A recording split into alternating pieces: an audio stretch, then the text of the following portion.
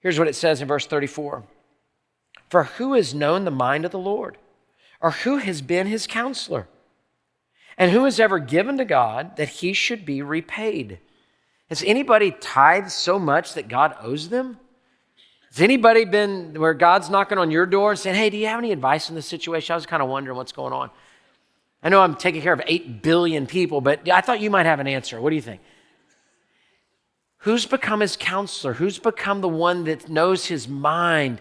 We have humble hearts and we say, Lord, the answer is in you, not in me. God, I'm dependent upon you. You're not dependent upon me. And here's where life switches.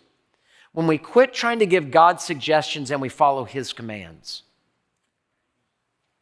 We all do it. It's called prayer. That's kind of giving suggestions to God. And it's not bad. I'm not saying that's bad. But what did Jesus say? Not my will, but yours be done. So we give our suggestions, we give our prayers, we give our hopes, we give our things that we want. Nothing wrong with that. I prayed today, I'm going to pray tomorrow, I'm going to pray more today. It's great. But to say, Lord, I'm under your commands. See, it's not what's God's will for my life. The question is, what's God's will? And if I can find out what God's will is, then my life can come up underneath it and he can use me as a tool to be a part of accomplishing his will. You see the difference? And so God says, I want you to know, you don't know my mind. You don't know my ways. You're not my counselor. And he's not angry about it. He's just stating a fact. And you've never given to me that I should repay you.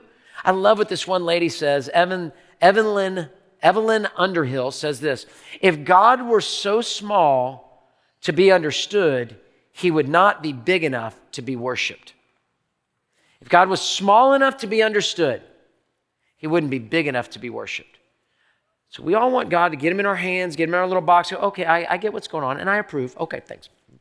Put Jesus in my pocket and take him wherever I want him to go.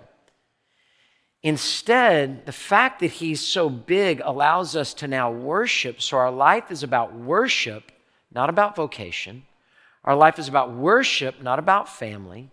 Our life is about worship, not about, our stuff. Our life is about worshiping him. It's not that we love things too much, it's that we love God too little.